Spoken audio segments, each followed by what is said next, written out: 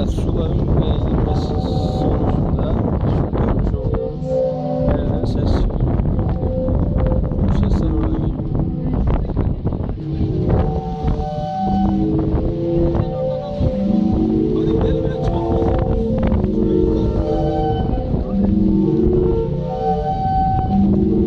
Sesi duyuyorsunuz değil mi? Burada hep dalga sesi.